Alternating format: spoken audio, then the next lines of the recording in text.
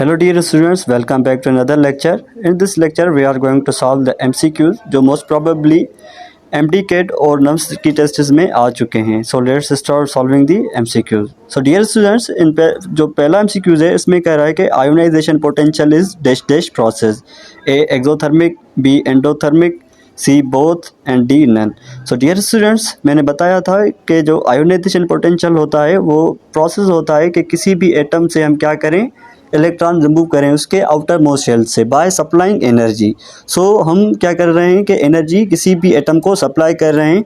इसीलिए मैंने कहा था कि जो आयोनाइजेशन पोटेंशियल होता है वो एंडोथर्मिक होता है, क्योंकि हम उसको एनर्जी दे रहे हैं, मतलब जो एटम होगा वो एनर्जी एब्जॉर्ब करेगा. So it must be in endothermic process. So the right option is B.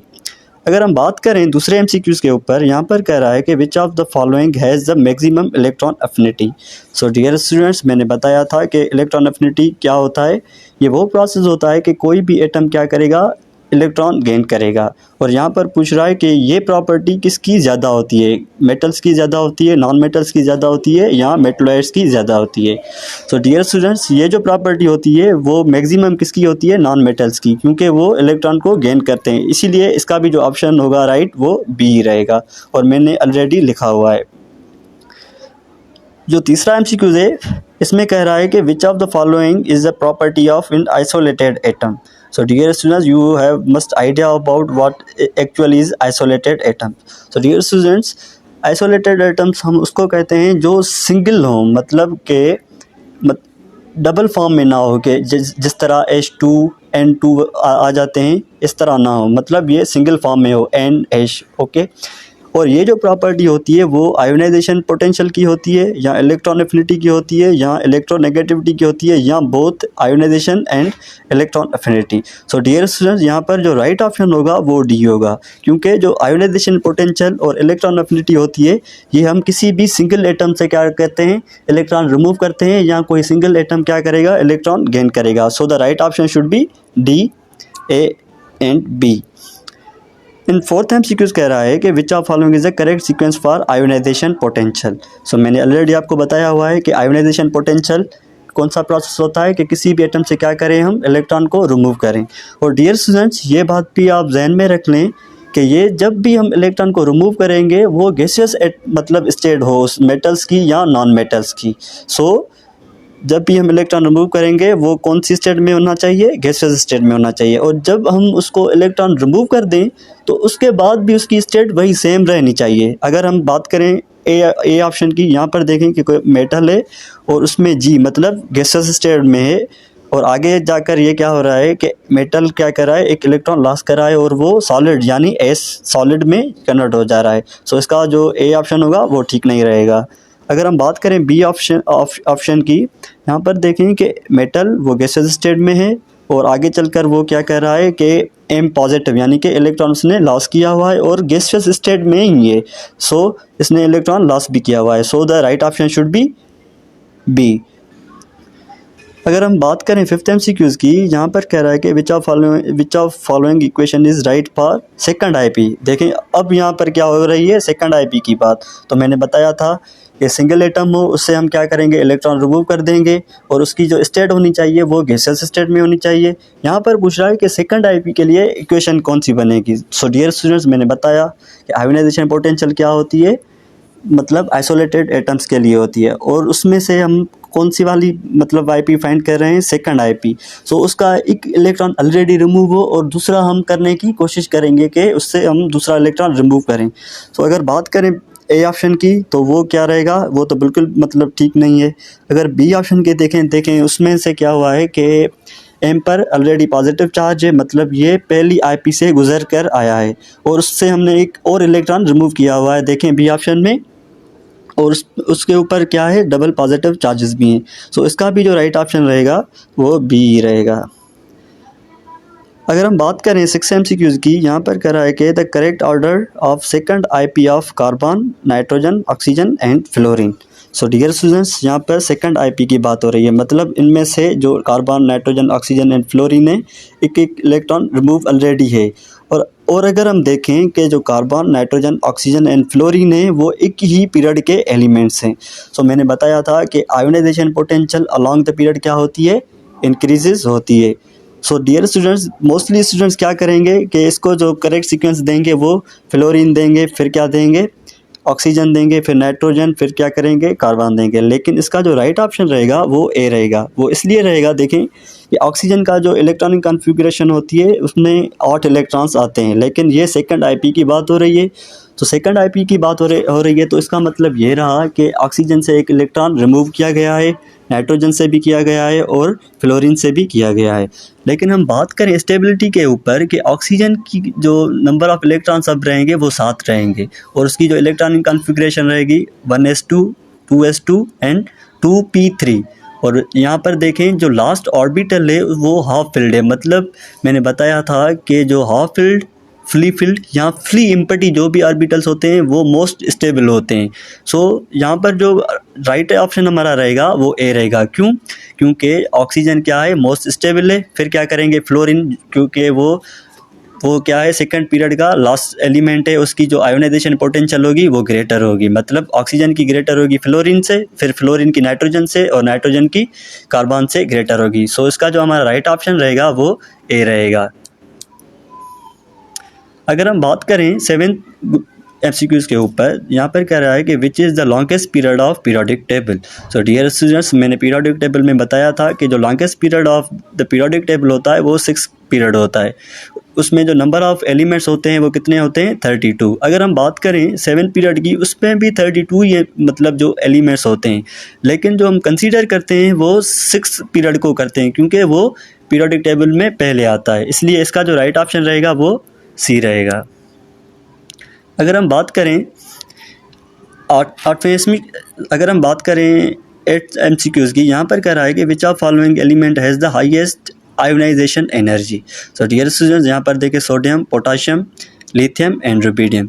अगर हम बात करें ग्रुप्स के ऊपर, ये जो चारों मतलब एलिमेंट्स दिए गए हैं वो एक ही ग्रुप के हैं, और मैंने बताया था कि ionization potential down the group क्या होती है, डिक्रीज होती है। और अगर हम सीरीज़ की बात करें तो पहले कौन सा आ रहा है एलिमेंट, लिथियम आता है, फिर सोडियम, फिर पोटाशियम, फिर रुबिडियम।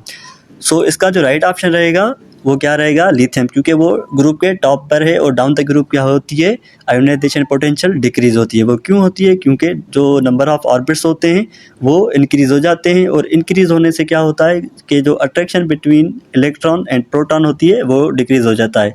इस वजह से क्या होगा कि इलेक्ट्रॉन हमें मतलब ईजीली रिमूव करने में आसानी हो जाती है। इस वजह से डाउन द ग्रुप क्या होगी, ionization potential decrease. So the right option should be C. अगर हम बात करें 9th MCQs की, यहाँ पर कह रहा है कि ionization energy generally dash dash across the period and dash dash down the group. So मैंने बताया था कि अलॉन्ग द पीरियड जो होगी वो इंक्रीज़ होगी, और डाउन द ग्रुप क्या होती है, डिक्रीज़। सो इसका जो राइट ऑप्शन रहेगा वो ऑप्शन ए रहेगा। अगर हम बात करें 10th MCQs की, as you move from left to right across a period in a periodic table the ionization energy.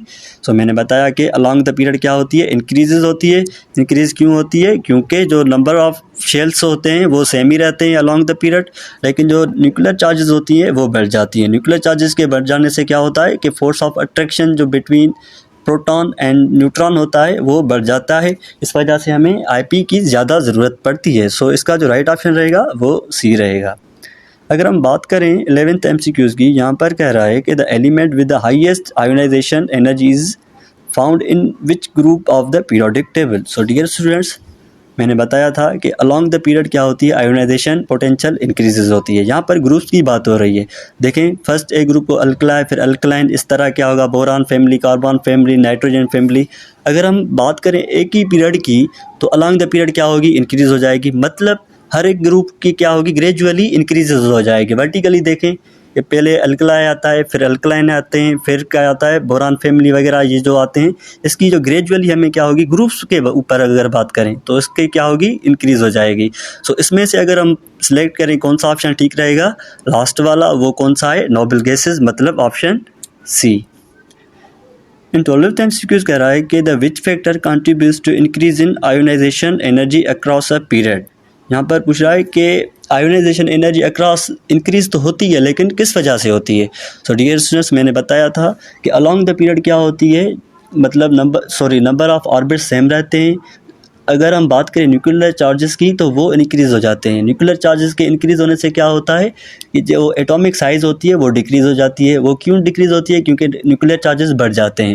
Nuclear charges के बढ़ जाने से क्या होता है, उसकी साइज़ कम हो जाती है और force of attraction between electron and proton ज़्यादा हो जाता है। इस वजह से क्या होगा, हमें आयोनाइजेशन पोटेंशियल मतलब ज़्यादा रिक्वायर्ड होगी। सो इसका भी जो राइट ऑप्शन रहेगा वो ए रहेगा, by decreasing atomic radius. So the right option is a. अगर हम बात करें 13 MCQs की, यहाँ पर कह रहा है कि which element has the highest ionisation energy. यहाँ पर है carbon, silicon, germanium and tin. So dear students, अगर हम बात करें कार्बन के ऊपर तो ये सेकंड पीरियड के हैं, सेकंड पीरियड का एलिमेंट है। सिलिकॉन और जर्मेनियम जो है वो नीचे वाले के। So definitely down the group क्या होगा, मतलब जो आयोनाइजेशन पोटेंशियल डिक्रीज होती है। सो इसका जो राइट ऑप्शन रहेगा वो कौन सा रहेगा, ए कार्बन। अगर हम बात करें 14th MCQs की, यहाँ पर कह रहा है कि when an atom gains an electron that process called, मैंने ऑलरेडी बताया हुआ है कि उसको हम क्या कहते हैं, इलेक्ट्रॉन एफिनिटी, जो ज़्यादातर किसकी होती है, नॉन मेटल्स की। अगर हम बात करें 15th MCQs की, यहाँ पर कह रहा है कि which of following element has the lowest energy. So यहाँ पर हो रही किसकी बात हो रही है, लोएस्ट एनर्जी की हो रही है। यहाँ पर है हीलियम, जो कि फर्स्ट पीरियड का एलिमेंट है। अगर बात करें बेरिलियम, लिथियम एंड नियॉन, ये जो तीनों हैं किसके एलिमेंट्स हैं, मतलब सेकंड पीरियड के हैं। यहाँ पर पूछ रहा है कि कम किसकी है। सो लिथियम आता है सेकंड पीरियड में, पहला मतलब जो एलिमेंट आएगा वो कौन सा आएगा, लिथियम, फिर बेरिलियम, और लास्ट में कौन सा होता है एलिमेंट, वो होता है नियॉन। सो तो नियॉन की सबसे ज़्यादा, और अगर हम बात करें लिथियम की, उसकी सबसे कम रहेगी। So the right option should be C, lithium. अगर हम बात करें 16 MCQs की, यहाँ पर कह रहा है विच of the following is a trend in ionization potential. ये मैंने ट्रेंड्स का ऊपर एक लेक्चर बनाया हुआ है आयोनाइजेशन का, और उसमें मैंने पढ़ाया था कि जो आयोनाइजेशन पोटेंशियल होती है वो डाउन द ग्रुप क्या होगी, इनकी डिक्रीज़ होती है, और अलॉन्ग द पीरियड क्या होगी, इंक्रीज़ होगी। यानी कि left right increase and down the group क्या होगी, डिक्रीज़। सो ऑप्शन ए में क्या कह रहा है कि increases from left to right across a period, ये ठीक है, और डिक्रीजेज डाउन द ग्रुप, ये भी ठीक है। सो इसका जो राइट ऑप्शन बनेगा वो क्या रहेगा, ए। अगर हम बात करें 17 MCQs की, यहाँ पर कह रहा है कि which group in periodic table has the lowest ionization potential. उस जो हमने पिछला MCQs किया था उसमें क्या था कि हाईएस्ट किसकी पूछ रहा था, मतलब किस ग्रुप की, मतलब किसी भी ग्रुप के पूछ रहा था। यहाँ पर लोएस्ट पूछ रहा है। So definitely it should be first A group. वो कौन सा होता है, अल्कलाई मेटल्स। सो इसका जो राइट ऑप्शन रहेगा वो ए रहेगा, क्योंकि अलॉन्ग द पीरियड क्या होता है, हमारी आयोनाइजेशन पोटेंशियल इंक्रीज हो जाती है। और हमें पता है कि जो नोबल गैसेस होती हैं वो स्टेबल है, और उससे हमें इलेक्ट्रॉन रिमूव करना बहुत ही मुश्किल हो जाता है। इस वजह से इसका जो फर्स्ट ए ग्रुप होगा उसकी ionization potential should be lesser among the all other groups. अगर हम बात करें 18 MCQs के ऊपर, यहाँ पर कह रहा है कि the what is the general trend in ionization energy for elements in the same group of the periodic table. यहाँ पर कह रहा है कि अगर हम बात करें आयोनाइजेशन एनर्जी के ऊपर और वो ग्रुप के ट्रेंड के हिसाब से, सो हमें पता है कि ग्रुप में क्या होगी, वो डिक्रीज होती है, डाउन द ग्रुप क्या होगी, डिक्रीज। सो इसका जो राइट ऑप्शन रहेगा वो कौन सा रहेगा, बी। अगर हम बात करें 19th MCQs के ऊपर, यहाँ पर कह रहा है कि the ionization energy of an atom is measure of. Ionization जो हमें मतलब जो फाइंड करेंगे वो किस हिसाब से, किस ट्रेंड के ऊपर हमें बात करनी पड़ेगी। यहाँ पर कह रहा है कि एटॉमिक साइज़, डेफिनेटली ये इस पर मैटर करती है। एटॉमिक रिएक्टिविटी, मैंने कभी भी आपको ये नहीं पढ़ाया कि जो आयोनाइजेशन पोटेंशियल है वो रिएक्टिविटी के ऊपर भी मतलब डिपेंडेंट करती है। अगर हम बात करें सी ऑप्शन की, atoms ability to attract electrons, so इसके भाई मैंने नहीं पढ़ाया इसके ऊपर भी। अगर हम बात करें डी ऑप्शन की, the energy required to remove electron from in atom, ये क्या है, डेफिनेशन दी गई है। सो इसका जो मतलब राइट ऑप्शन रहेगा वो ए रहेगा, मतलब the measure of size of in atom. अगर साइज ऑफ एटम डिक्रीज होगी तो आयोनाइजेशन पोटेंशियल क्या हो जाएगी, इंक्रीज हो जाएगी। It means that ionization potential is inversely proportional to atomic size. By decreasing the atomic size it will be increases the ionization potential. So इसका जो right option रहेगा वो ए रहेगा।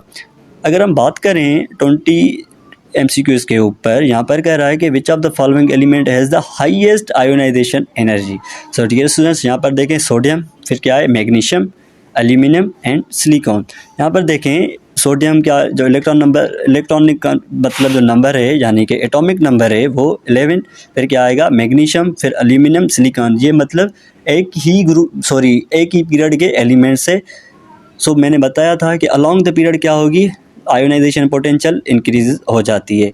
सो अगर हम बात करें मैग्नीशियम एंड एल्यूमिनियम के ऊपर, तो मैग्नीशियम की क्या होगी, ज़्यादा होगी एल्यूमिनियम के साथ, और एल्यूमिनियम की जो मतलब एल्यूमिनियम की जो आयोनाइजेशन पोटेंशियल होगी वो कम होगी सिलिकॉन के हिसाब से। सो जो इसका जो राइट ऑप्शन रहेगा वो कौन सा रहेगा, डी, सिलिकॉन, क्योंकि ये अलॉन्ग द पीरियड इंक्रीजेस होती है, इस वजह से सिलिकॉन की सबसे ज़्यादा रहेगी। अगर हम बात करें 21st MCQs के ऊपर, यहाँ पर कह रहा है कि which of following has the highest ionisation energy. यहाँ पर है nitrogen, phosphorus, arsenic and antimony. So dear students, अगर हम बात करें नाइट्रोजन वो सेकंड पीरियड के एलिमेंट्स हैं, और अगर हम बात करें फॉस्फोरस की वो थर्ड, और आर्सेनिक एंड एंटीमनी वो नीचे वाले के हैं। सो इसका जो राइट ऑप्शन रहेगा वो क्या रहेगा, ए। वो क्यों रहेगा, क्योंकि हमें पता है डाउन द ग्रुप जो होते हैं आयोनाइजेशन पोटेंशियल डिक्रीज़ हो जाती है, इस वजह से इसका जो राइट ऑप्शन बनेगा वो ए रहेगा। अगर हम बात करें 22nd MCQs के ऊपर, यहाँ पर कह रहा है कि which factor contributes to decrease in ionization energy down a group.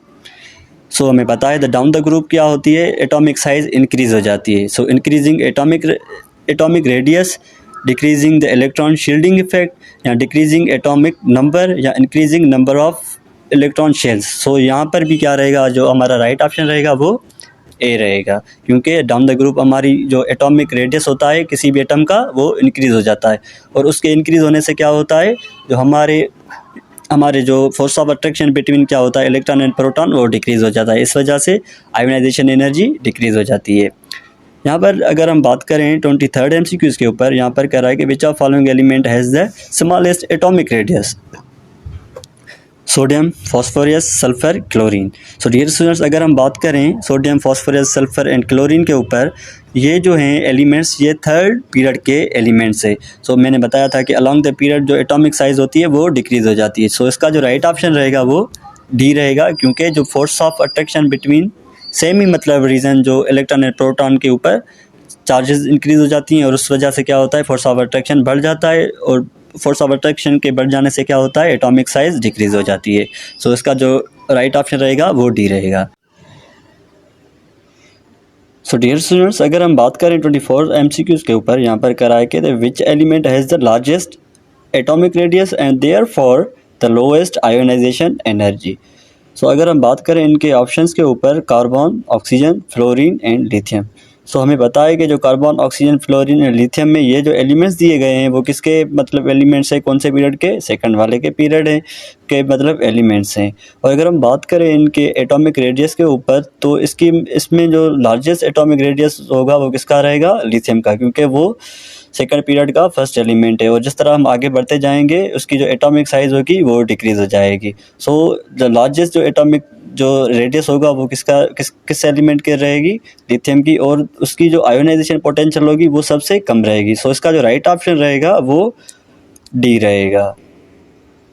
In 25th MCQ में कह रहा है कि the which of following element has the highest ionisation energy, oxygen, sulphur, selenium and tellurium. So यहाँ पर जो हमारा राइट ऑप्शन रहेगा वो कौन सा रहेगा, ऑक्सीजन, सेम ही रीज़न जो दिए हुए हैं। तो डियर स्टूडेंट्स, ये जो MCQs हैं ये MDCAT में आ चुके हैं, इसीलिए आपको जो ज़्यादातर MCQs नज़र आ रहे हैं वो किस पे आ रहे हैं, आयोनाइजेशन एनर्जी के ऊपर। अगर हम बात करें द कॉइनेज मेटल्स कौन से होते हैं, सो डियर स्टूडेंट्स ये याद कर लें, इसका जो राइट ऑप्शन रहेगा वो बी रहेगा। तो डियर स्टूडेंट्स, अगर हम बात करें 27th MCQs के ऊपर, यहाँ पर कह रहा है कि which of following family is known as chalcogen family. So dear students, जो चाल्कोजेन फैमिली हम कौन सी वाली फैमिली को कहते हैं, ऑक्सीजन फैमिली को। सो इसका जो ऑप्शन रहेगा वो डी रहेगा। अगर हम बात करें 28th MCQs के ऊपर, यहाँ पर कह रहा है कि how many elements are in a periodic table. So dear students ये याद कर लें, जो पीरियोडिक टेबल में जो नंबर ऑफ़ एलिमेंट्स होते हैं वो 118 होते हैं। अगर हम बात करें हर एक पीरियड की, तो पहले पीरियड में कितने एलिमेंट्स होते हैं, 2। अगर हम बात करें सेकंड की तो उसमें 8, तीसरे में जो पीरियड में होते हैं वो उसमें भी 8 होते हैं, और जो 4th पीरियड होता है उसमें 18, 5th में भी 18, और जो 6th एंड 7th पीरियड होते हैं उसमें 32 होते हैं। अगर हम काउंट करें इनके तो इसके जो नंबर सम होगा इसका वो 118 होगा। सो अगर इसके राइट ऑप्शन की बात करें तो इसका राइट ऑप्शन क्या रहेगा? बी 118। अगर हम बात करें 29th MCQ के ऊपर, यहाँ पे कराएंगे the what is the most highest value for electronegativity. So dear students, ये याद कर लें कि जो मोस्ट हाईएस्ट वैल्यू होता है इलेक्ट्रोनेगेटिविटी का वो 4 होता है, और वो किसकी मतलब इलेक्ट्रोनेगेटिविटी होती है, किस एलिमेंट की? फ्लोरीन की। सो इसका जो राइट ऑप्शन रहेगा वो क्या रहेगा? C4। अगर हम बात करें लास्ट MCQs के ऊपर, यहाँ पर कह रहा है कि which of following element has the highest value for electronegativity. ये मैंने अभी बताया, बोरान है, फ्लोरीन है, क्लोरीन एंड ब्रोमीन। सो इसका जो राइट ऑप्शन रहेगा वो क्या रहेगा? B fluorine. So dear students, यहाँ पर हमारा लेक्चर ख़त्म होता है। थैंक्स, एंड प्लीज़ सब्सक्राइब करें मेरे चैनल ताकि आपको डेली बेसिस पर MCQs जो MDCAT और NUMS में आते रहते हैं उसकी आपका नोटिफिकेशन डेली बेसिस पर आता रहे। Thank you.